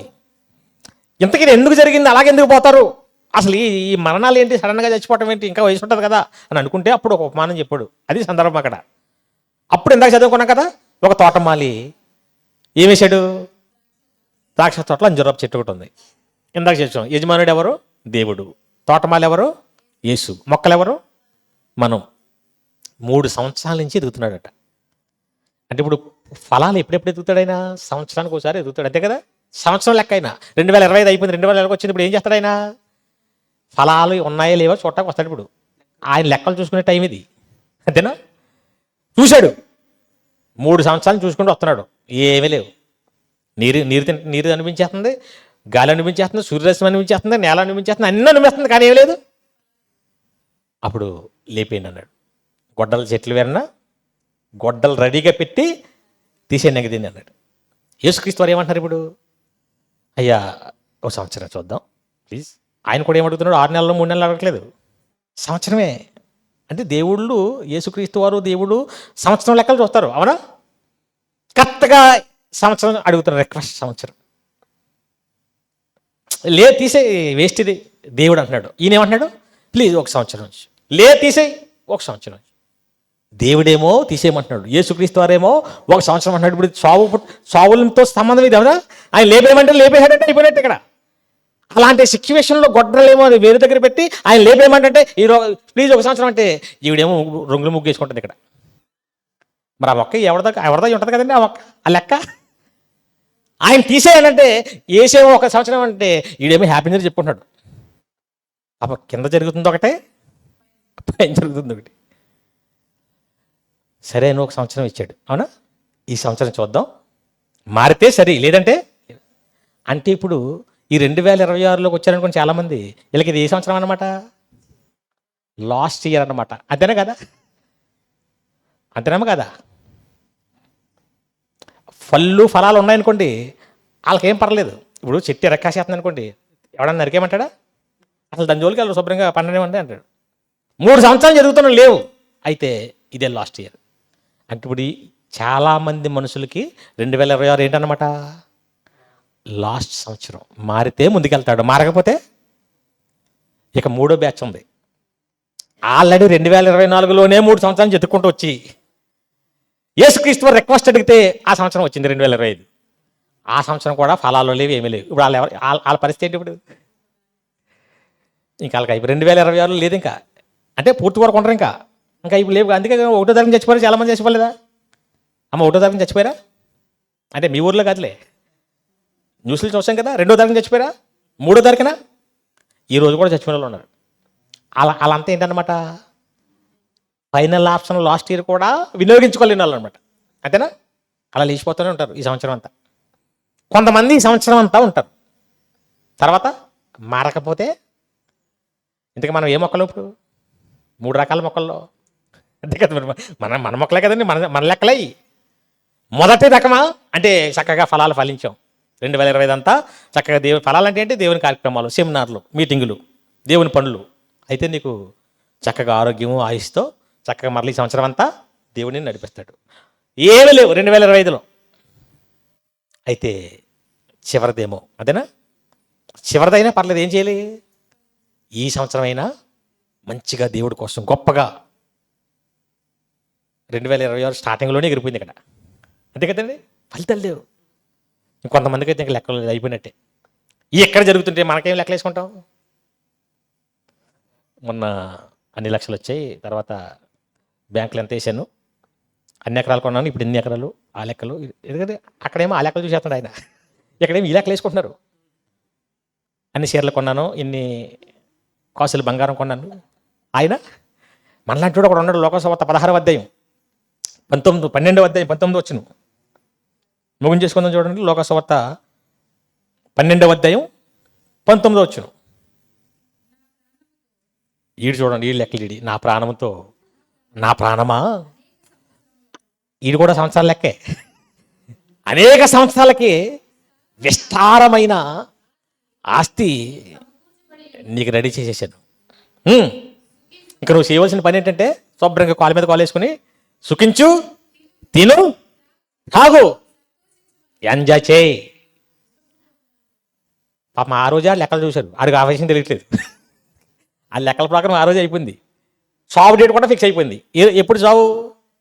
ఆ రాత్రే. ఈడేం పగల మాట్లాడుకుంటున్నాడు అంతే కదా. అనేక సంవత్సరాలు గీసేసుకున్నాడట లెక్కలో. అప్పుడు ఆయన వచ్చాడు, ఎర్రివాడా, అయితే దేవుడు వెర్రివాడా, నీ లెక్కలు అయిపోయాయి, నీకు ఇచ్చిన రిక్వెస్టింగ్ గీరు కూడా అయిపోయింది, ఈ రాత్రితోటి నీ క్లోజింగ్ చేసేస్తున్నావు. ఇప్పుడు నువ్వు లెక్కలు వేసుకున్నావు కదా అనేక సంవత్సరాలు, కానీ అవన్నీ ఎవరు తింటారు? ఎవరు తింటారు చెప్పనా? ఆ రాత్రి చచ్చిపోతారు కదా, దినకార్యం పెడతారు 9వ రోజున. ఇప్పుడు ఆ సంవత్సరానికి అన్ని దాచుకున్నాడు కదా అవన్నీ దిన భోజనాల కింద పెడతారు. బంధువులు తిని అంతే కదండి, మిగిలిపోయిన ఆడకాడే మోసిపోతుంటాడు. మనుషులు ఒకటో ఆలోచిస్తున్నారు, దేవుడు. ఎందుకంటే ఒక కంపెనీ పెట్టి లేదా ఒక వ్యాపారం చేసి ఎంత ఇన్వెస్ట్ చేస్తాం కదండి. సంవత్సరం అయిన తర్వాత లెక్కలు చూసుకుంటామా? దీంట్లో ఎంత వచ్చింది, ఎంత పోయింది, ఇది కంటిన్యూ చేయొచ్చా వ్యాపారాన్ని, లేదా లాస్ అయిపోతుంటే వేరే వ్యాపారానికి వెళ్ళిపోవచ్చా? ఎందుకు ఎంత ఇన్వెస్ట్ చేసి లాస్ అయిపోవటం, లాభాలు వచ్చే వ్యాపారం పెట్టుకో అనుకుంటారు అనుకోమా? చిన్న చిన్న వ్యాపారాలకి ఎన్ని లెక్కలు వేసుకుంటే సంవత్సరం అయినప్పుడు, మరి దేవుడు ఇంత విశ్వాన్ని ఎత్తి నీకు ఇంత శరీరాన్ని ఇచ్చి గాలి, నీరు, ఆహారం ఇన్ని పెట్టుబడి పెట్టి మరి ఆయన లెక్కలు చూసి కూడా ఇంత పెట్టుబడి పెడుతున్నాను కదా ఈ మనిషికి, గాలి, నీరు, ఆహారం, ఈ శరీరం, ఈ ఆహారం, ఈ ఎన్నో జంతువులు, పక్షులు, చేపలు, కూరగాయలు తింటుంది కదా, అనిపిస్తుంది కదా. ఏమన్నా నాకు ఫలితం వచ్చిందా? మరి ఇన్వెస్ట్ చేసినోడు ఈ చూసుకోడండి. అలాగే ఎవరైతే అన్నీ అనుభవించి దేవునికి ఉపయోగపడరో ఇంకా వాటికి ఎందుకు పెట్టాలని పెట్టుబడి? 3 సంవత్సరాల నుంచి ఒకే వ్యాపారం చేస్తున్నాడు, లాస్ లాస్ లాస్, ప్రతి సంవత్సరం లాసే, పెట్టిన పెట్టుబడి కూడా రావట్లేదు. అప్పుడు ఏం చేస్తాడు? తీసే ఇంకా అంటే ఏ భార్య వచ్చి ఈ సంవత్సరం కూడా చూద్దామండి, ఏ రేట్లు పెరుగుతున్నాయంట అంటది. పోనీ అవునా? ఇంకా భార్య బాటలు పడలేక ఈ సంవత్సరం కూడా చేస్తాడు. ఆ సంవత్సరం కూడా లాస్ అయిపోయాడు అనుకోండి, ఇంకా భార్య మాట ఏంటో సీత అయిపోతాడు. ఇంకా ఇంకెవడ మాట? దేవుడు కూడా అలాగే అయిపోయాడు. ఇక మనం ఏ లిస్టులో ఉన్నాం ఆలోచించండి. అందుకే గడిచిన సంవత్సరం ఎందుకు అర్ధాంతరంగా చనిపోయారు? ఉద్యోగం ఉన్నా, ఆరోగ్యం ఉన్నా, కోట్ల రూపాయలు ఉన్నా, విదేశాలు ఉంటున్నా ఎందుకు అలా చనిపోతున్నారంటే దేవుడు లెక్కలు చూసేసాడు. అవునా? గడిచిన కాలం ఏం నేర్పుతుంది? పాఠం నేర్పుతుంది. ఇక చివరి కూడా సంఘటన చెప్పి ముగిస్తాను. మనకి ఎన్నో స్నేహాలు, ఎంతోమంది పరిచయం అవుతుంటారు. మనకున్న ఒక పిచ్చి ఏంటంటే అందరూ మనల్ని మెచ్చుకోవాలి, అందరూ మనల్ని పొగడాలి, అందరూ దృష్టిలో బాగుండాలి అనుకుంటాం. జ్ఞానం నిజంగా రోజు రోజుకు అర్థమైతే ఎవరి మీద మనం బేస్ అవ్వకూడదండి. అంటే మన ఆనందం ఇతరుల మీద ఉండకూడదు. నేను ఒక ప్రసంగం చెప్పాను, 40,000 మంది చూశారు. ఎలా ఉంటుంది నా మనసు? 49,000 ఎంతో చూశారు. ఎంతమంది చూసేశారంటారా? నేను అద్భుతం. అందులో బోల్డ్ కామెంట్లు, సూపర్ అన్న, ఎక్సలెంట్ అన్న, టాప్ అన్న అన్నారు. ఓ ఆకాశానికి ఎగిరిపోయాను, మంచి ఆనందంలో ఉన్నాను. తర్వాత వెంటనే ఇంకో మెసేజ్ పెట్టాను, 500 మంది చూడటానికి వారం పట్టింది. ముందు మెసేజ్ ఎంతమంది చూశారు? ఒకటి తక్కువ 50,000. తర్వాత మెసేజ్ 500 పూర్తి అవ్వట్లేదు. ఇప్పుడు ఎలా ఉంటుంది నా మనసు? కుషించిపోయి కుమిలిపోయి అన్నం తింటున్నాను, కానీ ఇంతకీ ముందు పెట్టింది నేనే, తర్వాత పెట్టింది నేనే, వాళ్ళు చూస్తే ఏంటి చూడకపోతే అనుకోవాలి. ఎందుకంటే నా పని నేను చేసుకున్నాను, చూడటం చూడకపోవడం వాళ్ళ ఇష్టం. కానీ నా మనసు ఎలా ఉంటుందా? ముందు ఎక్కువ మంది చేశారు, తర్వాత చూడలేదప్పటికి చూడలేదేంటి, నన్ను అందరూ వదిలేశారా, నన్ను నచ్చట్లేదా, నేను ఇంకా వేస్టా, బోల్డ్ ఆలోచనలు వచ్చేస్తావునా? ఇదేంటి తప్పు? అసలు అందరూ మెచ్చుకోతే పొంగిపోవటం అదే పెద్ద తప్పు. అందరూ నిన్ను లైక్ చేయట్లేదని పొంగిపోవటం ఇది ఇంకా తప్పు. నువ్వు దేవునికి అనుకూలంగా కరెక్ట్గా ఉన్నావనుకో, ఎవరి మీద బేస్ అవ్వకూడదు. 2025లో నేను నేర్చుకున్నది కూడా ఇదే. ఎందుకంటే అందరూ అన్ని రకాలుగా ఉండరండి. అందరి మనస్తత్వాలు ఒకలా ఉండవు. ఎందుకంటే దేవుడు అందరినీ సెపరేట్గానే సృష్టించాడు. ఒకరికున్న వేడి ముద్ర ఎక్కడికైనా ఉంటుందా? ఒకరికున్న రూపం ఇంకొకరికి ఉంటుందా? అందరూ నిన్ను పొగడాలి, అందరూ నిన్ను యాక్సెప్ట్ చేయాలని ఎలా కుదురుతుంది? అసలు దేవుడిని అందరూ ఒప్పుకుంటున్నారా? యేసుని అందరూ నమ్ముతున్నారా? కొంతమంది మంచివాడు అంటారు, కొంతమంది ఏమో ఏమండి గొప్పవాళ్ళు దేవుడు యేసు అంటే, అవునా? వాళ్ళకి అసలు మనం కాలు కూడా సరిపోతామా? వాళ్ళనే వాళ్ళ దైవాళ్ళు బ్రతుకుతూ వాళ్ళని అందరూ యాక్సెప్ట్ చేయట్లేదు. వాళ్ళు ఎంత బాధపడాలి ఇప్పుడు? మనం ఏమైనా మనుషులు పుట్టించామా? మన వాళ్ళు ఏమైనా బతుకుతున్నారా? మరి వీళ్ళని నువ్వు లెక్క అయిపోతావు, నువ్వు ఎందుకు ఫీల్ అయిపోతావు? ఇలాగా చాలామంది కృషించిపోయి నీ జీవితాన్ని ఎదురోళ్ళ మీద పెడుతున్నావు. అది నువ్వు సంతోషంగా ఉండాలని ఎదురోళ్ళ మీద ఆధారపడుతున్నావు. నీ బాధ కూడా ఎదురోళ్ళ వల్ల వస్తుంది నీకు. తెలివి తక్కువ పనులు ఇవన్నీ. నీ జీవితం ఎదుటోడి మీద ఆధారపడకూడదు. ఎవరి చేతిలో ఉండాలి నీ జీవితం? అది నీ సంతోషాన్ని నువ్వు క్రియేట్ చేసుకోవాలి. మనిషి అలా మీద అయిపోయినప్పుడు ఎదురుడి మీద ఆధారపడడం మొదలెట్టేశాడు. యోసేపు గారు కారు కొన్నారు. పాప ఆయన కొనుక్కున్నాడు చక్కగా. నాకు లేదనుకోండి నేనేం చేయాలి? అన్న కారు కొన్నాడు. ఎప్పుడైనా అవకాశం వస్తే అన్న కారులో వెళ్ళొచ్చు అనుకోవాలా? అక్కడ అలా ఉండదు. పెద్ద స్పీకర్ నేను, నాకే కారు లేదు, ఆయన పెద్ద కారు కొనేసాడు. ఆ రోజు నుంచి నాకు నిద్ర పట్టదు. ఇక అసలు ఈ బాధకి ఏమనే న్యాయం ఉందండి? ఇప్పుడు నాకు అసలు నాకు కారు అవసరం లేదు, కొనుక్కోలేదు. ఆయనకు అవసరం అయ్యేది కొనుక్కున్నాడు. తప్పేముంది ఇందులో? నేను బాధపడాల్సిన అవసరం ఉంది అసలు? ఇలాగ ఆలోచిస్తావా? అసలు ఈ ఆలోచన రాదు ఇంతకీ. కొనేశాడు. అసలు ఏంటి కుళ్ళి ఏంటి అసలు నాకు అర్థం కాదు. మన పక్కింటోళ్ళు ఏదనుకుంటే అలాగే అయిపోతాం మనం. అసలు వాళ్ళ కొనుక్కోటాక నువ్వు బాధపడ్డాక ఏమైనా సంబంధం ఉందా? నీ పక్కింటోడికి కారు ఉందంటే ఎవరికి మంచిదండి? అతనికే మంచిది, నీకే మంచిది, అవునా కదా? వర్షం వచ్చేస్తుంది, అర్ధరాత్రి కరెంట్ పోయింది, ఈ పక్కన నొప్పి వస్తుంది, గుండె నొప్పిలాగా ఉంది. ఈ అర్జెంట్గా ఎక్కడ తీసుకెళ్ళిపోవాలి? కరెంట్ లేదు, వర్షం వచ్చేస్తుంది. ఇప్పుడు అంబులెన్స్కి ఫోన్ చేస్తే ఎప్పుడు వస్తుందో, ఈ లోపల చచ్చిపోతామేమో. ఇప్పుడు పక్కింట్లో కొత్త కారు ఉంది, ఏం చేస్తారు ఇప్పుడు? అన్న కొంచెం బాగోలేదు అంటే ఎక్కడ చేస్తారు, 2 నిమిషాలు ఆగిపోతాడు, అవునా?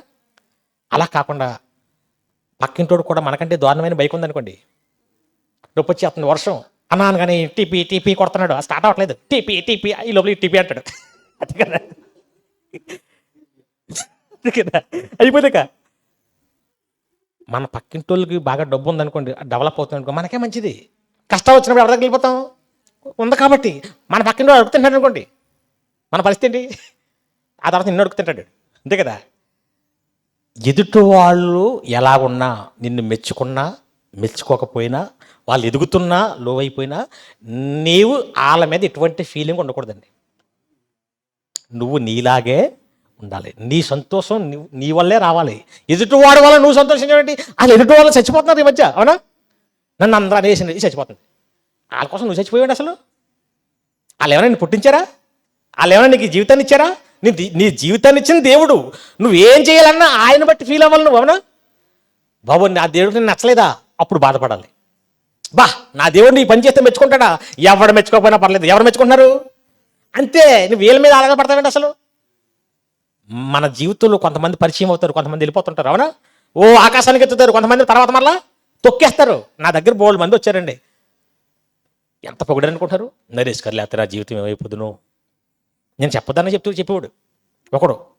అసలు నరేష్ గారు లేకపోతే నా బతికే లేదు, ఈరోజు ఎలా ఉన్నానంటే దేవుడు అంటాడేమనుకోండి, నేను అంటున్నాడు. ఆ తర్వాత యూట్యూబ్లో పెడుతున్నాడు, నరేష్ గారు అంత దుర్మార్గుడు ఎవడలేడు. అప్పుడు పొగిడేసినప్పుడు నేను ఏమనుకోలేదు, అనుకోండి చెప్పుకొని అనుకున్నాను.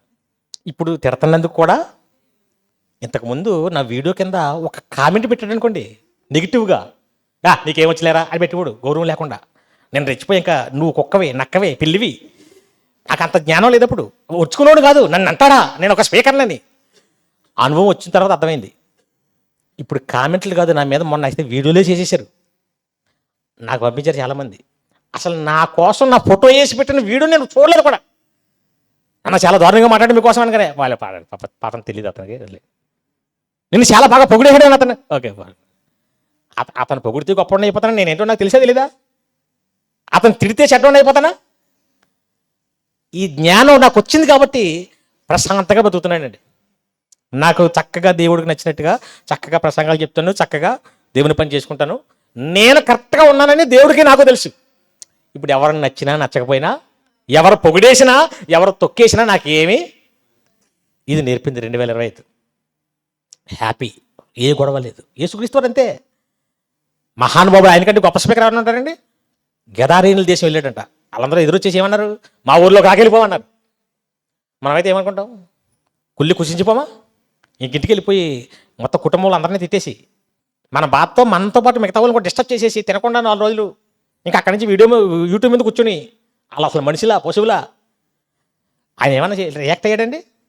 చిటికేస్తే అందరూ నాశనం అయిపోతారు. అవునా? ఆయన దయ వల్ల బ్రతుకుతూ మంచి మాటలు చెప్పడానికి వెళ్ళిన ఆయన్ని అదలబా అన్నారు. ఏం చేశాడు ఆయన? సైలెంట్గా వెళ్ళిపోయాడు. ఎందుకంటే ఆయన పట్టించుకోడు. ఆయన ఎదుటివాడు మాటల మీద, ఎదుటివాడి పొగడ్తల మీద, ఎదుటివాడి ఏమీ పట్టించుకోడు ఆయన. ఆయన ఏంటో ఆయనకు తెలుసు. అవునా? జీవితం అంటే ఇదేనండి. ఎవరి మీద బేస్ అయిపోకు, ఎవరిని అతిగా నమ్మేసి ములిగేసుకున్నావు అనుకో, ఆ తర్వాత ఏం చేస్తాడు? ప్రతి ఒక్కరి జీవితంలో జరుగుతుంది అండి. అందుకే ఇవన్నీ కాలం ఏం చేస్తుంది మనకి? క్రమేపీ నేర్పుతుంటుంది పాఠాలు. బైబిల్ జ్ఞానం అంటే ఇలాగ ఉంటుంది. అందుకే తప్పు నిర్ణయాలు, తొందరపాటు నిర్ణయాలు తీసేసుకోకండి. నన్ను అందరూ ఎలాగనేసారు, నన్ను ఇది చేశారు. నీ కోసం నీకు తెలిస్తే చాలు. అవునా? నువ్వేంటో దేవుడికి నచ్చినట్టుగా నువ్వు ఉన్నావా లేదా, ఇదే నీకు ఎప్పుడు కూడా లెక్క. అంతే తప్ప మనుషులు నిన్ను పొగిడితే, మనుషులు నిన్ను తొక్కేస్తే నువ్వు రియాక్ట్ అవ్వాల్సిన అవసరం. ఎవరినైనా క్షమించు, ఎవరినైనా ప్రేమించు, ఎవరినైనా కాపాడాలని అనుకో తప్ప ఎవరినే శత్రువుగా, ఎవరినే ఇంకా అసలు ఆలోచన వద్దు అసలు. ఎందుకంటే ఎవరో నువ్వు నీ వల్ల బతకట్లేదు, ఎవరో నిన్ను పుట్టించలేదు. అంతేనా? మనందరికీ హెడ్ ఎవరు? యేసుక్రీస్తు. మనందరినీ పుట్టించింది ఎవరు? తండ్రి అయిన దేవుడు. వాళ్ళ మనకి ఇంపార్టెంట్. అర్థమైందండి? ఇదంతా అనుభవ జ్ఞానం నేర్పుతుంటుంది. కాబట్టి ఒకటొకటే మనం నేర్చుకుంటూ ఏవైతే నష్టపోయామో, ఏదైతే తప్పులు చేసేసామో, ఏదైతే ఇబ్బందులు పడ్డామో అవన్నీ మార్చుకుంటూ కాలం నేర్పింది కదా, మంచి పనులకు ముందుకు సాగుతూ మనకున్న అనుభవాలను ఇతరులకు కూడా ప్రకటిస్తూ చెబుతూ ఇది ఇలా చేస్తే ఇలా నాశనం అయిపోతాం అని మార్చుకుంటూ రావటమే భక్తులో మెట్లండి అన్నీ. అర్థమవుతుందండి? జీవితాంతం పడిపోవటం, మళ్ళీ లేచిపోయి మళ్ళీ అదే తప్పు చేయటం, మళ్ళీ పడిపోవటం, మళ్ళీ అదే ఇంకెప్పుడు నేర్చుకుంటావు? పిల్లవాడు పడిపోతుంటాడు, ఆడు కూడా నేర్చేసుకుంటాడు తర్వాత. అవునా? మళ్ళీ మళ్ళీ పడ్డాడు, పలానా చేయొద్దని చెప్తావు, 2-3 సార్లు చేస్తాడు, తర్వాత ఆడు కూడా ఏమైపోతాడు? ఇలా చేస్తే అమ్మ కొడుతుంది, ఇలా చేస్తే బాగోదు అని మారిపోతుంటాడు. పిల్లలే కాలానుకాలంగా మారిపోతుంటే మనం నేర్పించాల్సిన వాళ్ళుగా ఉండాలి. అంతేనండి? ఇంకా పడిపోయి, ఇంకా ప్రతిదానికి కుమిలిపోయి, ఇంకా ప్రతిదానికి మానసికంగా వేదన చెందేసి ఇంకెప్పుడు బలవంతుడవుతావు? కాబట్టి దైవజ్ఞానం నేర్చుకుంటున్న మనం ఈ అనుభవాలన్నీ నేర్చుకోవాలండి. దీన్ని అనుభవ జ్ఞానం అంటారు. అర్థమైందండి? ఆ అనుభవ జ్ఞానం మనందరికీ రావాలి. ఆ విధంగా ఈ సంవత్సరం అంతా 2025 అంతకుముందు సంవత్సరం ఏవైతే పొరపాట్లు చేసి, మిస్టేకులు చేసి, ఇబ్బందులు పడ్డామో వాటన్నిటిని రిపీట్ చేయకుండా కొత్తగా మరలా మంచి పనులు ఏం చేయాలి, దేవుని కోసం ఇంకేం కష్టపడాలి, ఇంకేం నిర్ణయాలు తీసుకోవాలి, ఈ విధంగా ముందుకు సాగాలి. ఇదే కాలం నేర్పుతున్న పాఠం, గడిచిన కాలం నేర్పిన పాఠం. కళ్ళు మూసుకొని ప్రార్థన చేసుకుని. ప్రేమగల మా తండ్రి, దయగల మా దేవ, కాలం గడిచిపోతుంది, మా వయసు పెరుగుతుంది, ఎన్నో అనుభవాలు మేము చూసాం, ఎన్నెన్నో పాఠాలు మేము నేర్చుకుంటున్నాం. ఏది మంచిదో, ఏది చెడో, ఏది చేస్తే మేలో, దేనికి భయపడాలో, దేనికి బాధపడాలో, దేనికి సంతోషపడాలో, దేనికి కుమిలిపోవాలో, ఇవన్నీ మీ జ్ఞానం ద్వారా, మా అనుభవాల ద్వారా బలవంతులుగా, జ్ఞానవంతులుగా మమ్మల్ని నిలవబెట్టమని ఇంతవరకు చక్కగా మీ మాటలు విన్న ప్రతి ఒక్కరిని పేరు పేరు నేను జ్ఞాపం చేసుకుని, గడిచిన కాలం మాకేమి నేర్పించిందో, మా కళ్ళ ముందు ఏమేమి జరిగాయో వాటన్నిటినీ మా ఆలోచనలకు తెచ్చుకొని మా జీవితాలను సరిచేసుకుంటూ భక్తుల్లో మరింత ముందుకు కొనసాగే ధన్యతని ఇక్కడ ఉన్న మా అందరికీ ప్రసాదించమని, అనేక సంవత్సరాలుగా క్రమం తప్పక మీ కార్యక్రమాలు జరిగిస్తున్న యోసేపు గారిని, వారి కుటుంబాన్ని, వారికి సహకరిస్తున్న సంఘాన్ని, ప్రతి ఒక్కరిని పేరు పేరు నేను జ్ఞాపం చేసుకుని వారికి రావాల్సిన ప్రతిఫలం దయచేయండి. అలాగే చక్కటి మాటలు ఉదయకాలంలో చెప్పిన సురేష్ గారిని, వారి సంఘాన్ని, వారి కుటుంబాన్ని జ్ఞాపం చేసుకుని, అలాగే అధ్యక్షులుగా నడిపిస్తూ మీ పనుల్లో ముందుకు కొనసాగుతున్న లింగారెడ్డి గారిని, వారి కుటుంబాన్ని, అలాగే ఇక్కడ ఉన్న పురుషులందరినీ, స్త్రీలందరినీ, పిల్లల్ని మీ పనులో ఎవరైతే ముందు కొనసాగుతున్నారో అందరినీ పేరు పేరున జ్ఞాపకం చేసుకున్నారు. మరింత ఉన్నతంగా ఈ సంవత్సరం అంతా మరిన్ని గొప్ప కార్యములతో మిమ్మల్ని మహింపరిచే భాగ్యం దయచేయమని, అలాగే రాత్రికి కడపలో జరగబోతున్న మీటింగ్ని మీకు మహిమకరంగా విజయవంతంగా జరిగించమని సమస్తం మీ చిత్తానికి అప్పగిస్తూ యేసుక్రీస్తు వారి పేరటి ప్రార్థన అడిగి వేడుచున్నామా పరమ తండ్రి. అందరికీ వందనాలు.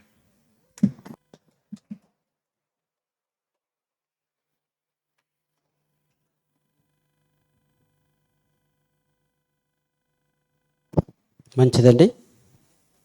గడిచిన కాలం నేర్పిన పాఠం. గతం గుర్తుకొచ్చిందా? ఖచ్చితంగా గుర్తుకొస్తుంది. ఎందుకంటే మనం ఒకప్పుడు మాట్లాడిన మాటలు, ఒకప్పుడు చేసిన పనులు జ్ఞాపకం వస్తూ ఉంటాయి.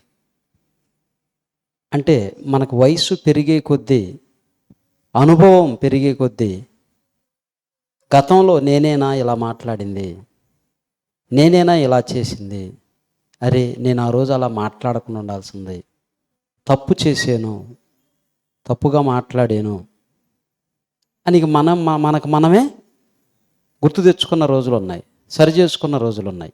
ఉన్నాయా లేవా? అప్పుడు నేనేనా ఇలా మాట్లాడింది, అయ్యో అలా మాట్లాడి ఉండకూడదు కదా, అప్పటికి అది రైట్ అనిపించింది అప్పుడు మాట్లాడినప్పుడు. కానీ జీవితం ముందుకు కొనసాగే కొద్దీ ఎన్నో అనుభవాలు ఎదురవుతూ ఉంటాయి. అలా ఆవేశపడి కామెంట్లకి నరేష్ గారు చెప్పినట్టు స్పందించి చేస్తే మన ఆరోగ్యానికి ఎఫెక్ట్, ఒరిగేదేమీ లేదు. అందుకే ఎవరైనా సరే ఆవేశంగా వచ్చారనుకోండి, మీరు తొందరపడి ఆవేశపడకండి. ముందు వాళ్ళ ఆవేశాన్ని కక్కనివ్వండి. వాళ్ళని కూల్పరచాలంటే నువ్వు ఆవేశపెడితే వాళ్ళు కూల్పడరు. చాలామంది డామినేట్ చేసి మనం వాడికంటే పెద్దగా ఇస్తే ఇంకా తగ్గిద్ది అనుకుంటారు. లేదు, వాడి తరపున ఇంకా నలుగురు వస్తారు, ఎక్కువ అవుతుంది. ముందు వాళ్ళు ఒకవేళ నీకు ఫోన్ చేసి హడావిడిగా కోపంగా మాట్లాడినా నువ్వు తొందరపడి మాట్లాడకో. అతను ఆవేశంలో ఉండి ఏదో మాట్లాడాడు, కొంచెం కూల్, ఒకరోజు గడవ, నువ్వు తగ్గించుకొని ఉండాలి. మరి మన యొక్క జీవితంలో జరిగిన సందర్భాలు, అందుకే నేను పలుసార్లు మీకు చెప్తూ ఉంటా, గతాన్ని తలుచుకొని బాధపడకు, భవిష్యత్తును చూసి భయపడకు, వర్తమానంలో హ్యాపీగా ఉండు. జరిగిపోయిందని తలుచుకొని ఏం చేస్తావు? అనారోగ్యం తెచ్చుకుంటావు. ప్రయోజనం ఏంటి? దాన్ని ఏమైనా ఇంటికి తిరిగి తీసుకురాగలమా? తీసుకురాలేము. భవిష్యత్తులో ఏదో జరిగిపోతుంది, అమ్మో నాకు తెలియకుండా అది జరుగుతుంది, ఇది జరుగుతుంది, అది అయిపోతుంది, ఇది అయిపోతుంది, ఇదేమవుతుందో ఈ టెన్షన్ ఎందుకు? జరిగేది ఎలాగూ జరుగుతుంది, నువ్వు ఆపలేవు. మన చేతుల్లో లేదది. భవిష్యత్తును చూసి భయపడకు, గతాన్ని జ్ఞాపకం చేసుకొని కృంగిపోకు, భవిష్యత్తును చూసి భయపడకు. వర్తమానంలో ఎలా ఉండాలో, ఏదుందో నీ ముందు దాన్ని బట్టి నువ్వు ఆనందించి సంతోషించి నీ జీవితాన్ని గడుపుకో. లేని దానికోసం ప్రాకులాడొద్దు. అన్నయ్య చెప్తా ఉంటే నాకు గుర్తొస్తూ ఉంది. ఇద్దరు భార్యాభర్తలు ఎప్పుడు వీళ్ళ గురించి చెప్తాడండి అనుకుంటారేమో. జరిగాయి అయ్యి. ఎలా ఉంటాయంటే ఇలా గొడవలు, భార్య అందంట, మా నాయన నాకు మేకపిల్లనిస్తా అన్నాడు, గొర్రె పిల్లనిస్తా అన్నాడు, 4 గొర్రెలు తోలుతా అన్నాడు, లేదా ఒక ఏనుగునిస్తా అన్నాడు అన్నాడు. అంకయ్య గారికి అర్థమైనట్టుంది. ఏం సార్ మీ మామ ఇస్తా అన్నాడా? నువ్వే మామ అయినావు, ఇంక నీకెవరు ఇస్తారు? అది ఇస్తానంటే ఈయన అన్నాడంటే, సరేలేవే తీసుకురా, మనం దానికి బాగా గడ్డి వేసి మేపుకొని బాగా పాలు పిండుకుందాము, డబ్బులు వస్తాయి, దూళ్ళ పెట్టిద్ది, పెంచుకుందాము, ఎక్కువ అవుతాయి మనకు పశువులు, దాని ద్వారా జీవనం అవుతుంది అని చెప్పి అన్నాడంట. తీసుకొస్తాను కానీ ఒక కండిషన్ అందంట. ఏంటా కండిషన్ అంటే, నువ్వు చెప్పిందంతా బాగానే ఉంది, బాగా మేపుదాము, పాలు పిండుకుందాం, అన్నీ చేసుకుందాము, దానికి పుట్టే దూళ్ళ కానీ ఆ పాలు అమ్మిన డబ్బులు కానీ అన్నీ నాకే సంబంధం, నీకు ఎటువంటి సంబంధం లేదన్నంట. అదేంది, నేను కూడా కష్టపడ్డాను కదా నీతో పాటు, ఇద్దరం కలిసే కదా చేసిందంటే, లేదు లేదు లేదు, అది మా నాన్న వాళ్ళు ఇచ్చింది, నాది ఆ గొర్రె పిల్లలైనా మేక పిల్లలైనా అన్నీ నాయే, నేను అమ్ముకొని బంగారు తాడు చేయించుకుంటాను, వడ్డాణం చేయించుకుంటాను, అన్నీ నాయే నాయన. ఇక ఈడు అదేంది నేను కష్టపడితే నువ్వు నీకు ఒక్కదానికి అంటావని లేచాడు. ఇద్దరికి గొడవ ప్రారంభమైంది. కొట్టుకొని ఆఖరికి పెద్ద మనుషుల కాడికి పోయింది పంచాయతీ. పెద్ద మనుషుల కాడికి పంచాయతీ పోయింది. పోయి ఏంట్రా మీ ప్రాబ్లం ఏంది, ఎందుకు కొట్టుకున్నారు ఏందని అంటే, ఇది వాళ్ళ నాయన తోడనిస్తానన్నాడు బరిదోడిని, అది మేపిన తర్వాత చిరసగం కాదంట, మొత్తం దానికేనంట. అసలు ఇది జరిగేది ఎప్పుడు జరిగిద్దా? ఇంకా ఆడ బర్రెదోడ రాలేదు, అది పిల్లలు పెట్టలేదు, పాలు పిండలేదు, ఏమి లేదు. ఎప్పుడో జరిగేది ఇప్పుడే గొడవ పడుకొని కొట్టుకొని ఇడిపోతున్నారు. అట్లా ఉంటుంది భవిష్యత్తు గురించి ఆలోచించవద్దు, అది మన చేతిలో లేదు. బళ్ళు ఓళ్ళు అవుతాయి, బళ్ళు అవుతాయి. సుల్తాన్ షేట్లు అంటే ఎంత గొప్ప పేరు. ఈరోజు మైసూరు సుల్తాన్లు అంటే రాజ్యాన్ని పరిపాలించిన వాళ్ళు.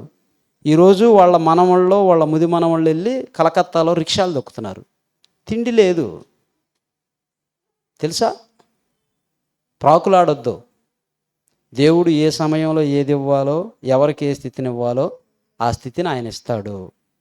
నువ్వు అంతవరకు వేచి ఉండు, నమ్మకంగా ఉండాలి. మంచిది గతాన్ని గుర్తు చేసి మరి దేవుని యొక్క వాక్యంలో నుంచి ఎన్నో అనుభవాలను తెలియజేసినటువంటి దైవజనులు నరేష్ గారికి ఒకసారి మనందరం కూడా మన యొక్క ఆనందాన్ని వ్యక్తం చేస్తున్నాం. అదేవిధంగా సంఘం ధర్మ ప్రత్యేకమైన వందనాలు తెలియజేస్తూ ఉన్నాం. అందరూ తలలో ఉంచి కళ్ళు మూసుకున్నట్లయితే చిన్న ప్రార్థన చేసుకుందాం. మహాపరిశుద్ధుడు అయిన దేవ, జీవాధిపతి అయిన తండ్రి, మీకు స్తోత్రములు. మీరు ఇచ్చిన సమయాన్ని బట్టి కృతజ్ఞతలు. ఈరోజు ఈ కార్యక్రమాన్ని తండ్రి మీ నామానికి మహిమకరముగా వచ్చిన మీ పిల్లలమైన మాకందరికీ దీవెనకరముగా ఆశీర్వాదకరముగా జరిగించారు. అందుని బట్టి కృతజ్ఞతలు. ఎటువంటి కొరతలు లేకుండా తండ్రి సకలము సమృద్ధికి జరిగించారు. ఎటువంటి ఆటంకాలు లేకుండా ముందుకు నడిపించారు. అందుని బట్టి కృతజ్ఞతలు తండ్రి. ఇక్కడికి మీ యొక్క పిల్లలను క్షేమముగా తీసుకొని వచ్చి విలువైన శ్రేష్టమైన మీ మాటలు వినిపించి మమ్మల్ని అందరినీ ఆనందింపచేసినందుకు కృతజ్ఞతలు చెల్లిస్తున్నాం. మరి ఇక్కడ ఈ కార్యక్రమాన్ని ముగించుకొని తిరిగి మరి కడప ప్రాంతానికి మీ పని నిమిత్తం వెళుతుండగా ప్రయాణంలో తోడుగా ఉండండి. రాత్రికి అక్కడ జరగనున్న సభలో కూడా తోడుగా ఉండి మీ నామానికి మహిమకరముగా జరిగించండి. వచ్చిన బిడ్డలందరినీ దీవించండి. వీరందరి కుటుంబాలలో శాంతి, నెమ్మది, సమాధానము, ఐక్యత, ప్రేమను మీరు నింపండి. కష్టపడి పనిచేసిన వారిని, కష్టాన్ని ఇచ్చిన వారిని, సహకరించిన ప్రతి ఒక్కరిని దీవించి ఆశీర్వదించి క్షేమముగా కాపాడండి తండ్రి. ఇలాంటి అనేక కార్యక్రమాలు జరిగించి మాపై మీరుంచిన బాధ్యతనంతటిని సంపూర్తిగా నెరవేర్చి మీరుండే లోకమైన మహాలోకానికి చేరగలిగే భాగ్యాన్ని, జ్ఞానాన్ని, భయమును, భక్తిని, పవిత్రతను, పరిశుద్ధతను కలిగి మేము జీవించున్నట్లు సహాయం చేయమని మా ప్రభువును రక్షకుడైన యేసుక్రీస్తు వారి నామములో ఈ ప్రార్థన మనవులు అడిగి వేడుకొనుచున్నాము తండ్రి. ఆమెన్. సర్వసృష్టికి కారణభూతుడైనటువంటి కన్న తండ్రి ప్రేమయు, మనందరి ఆత్మలకు రక్షకుడైనటువంటి యేసుక్రీస్తు వారి కృపయు, పరిశుద్ధాత్మని యొక్క అన్యోన్య సహవాసం సన్నిధి సదాకాలం మనందరికీ తోడయుండి నడిపించునుగాక. ఆమెన్. అందరికీ వందనాలు. మరి అడగగానే విలువైన సమయాన్ని కేటాయించి మన మధ్యకు వచ్చి విలువైన దేవుని మాటలు అందించినటువంటి దైవజనులు నరేష్ గారు, అదేవిధంగా సురేష్ గారికి ప్రత్యేకమైన వందనాలు తెలియజేస్తూ ఉన్నాం. మరి మన మధ్యకు వచ్చి చక్కగా మంచి రుచికరమైన భోజనాన్ని చేసినటువంటి సహోదరులు చంటికి ఒకసారి అందరు క్లాప్స్ కొడదాం. అదేవిధంగా తనతో పాటు ఇంకా కొందరు స్త్రీలు, తబిత కానివ్వండి, లేకుంటే హేమక్క కానివ్వండి, ఇంకా చాలామంది ఉన్నారు పేరు పేరున. వాళ్ళందరికీ కూడా ప్రత్యేకమైనటువంటి కృతజ్ఞతలు, ధన్యవాదాలు.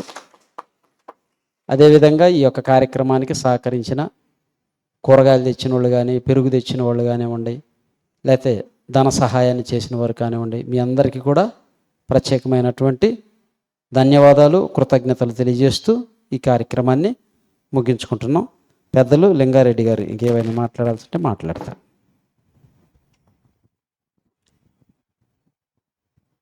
మనల్ని ప్రేమించి దేవుని పక్షంగా నిలబడి మనల్ని ఆత్మీయంగా నడిపిస్తూ మన జీవితాలను సరిచేసుకోవడానికి విలువైన మాటలను అందించిన దైవజనులకు చిన్న సన్మానం అన్నయ్య, ప్రేమతో ఇక్కడికి రండి అన్నయ్య. అంకయ్యన్న, చంటి, చిన్న, మణి, రమేష్, ఆదమన్న అన్నయ్య రండి అన్నయ్య. మళ్ళీ అక్కడ కడపలో మీటింగ్ ఉంది ఈరోజు, ప్రార్థన చేయండి. అక్కడ కూడా దేవుని నామానికి మహిమకరంగా అనేకులకు దేవుని మాటలు అందించడానికి, అన్నయ్య వాళ్ళ ఆరోగ్యం కొరకు, ప్రయాణం కొరకు. చిన్న దాన్ని మరి మొదటగా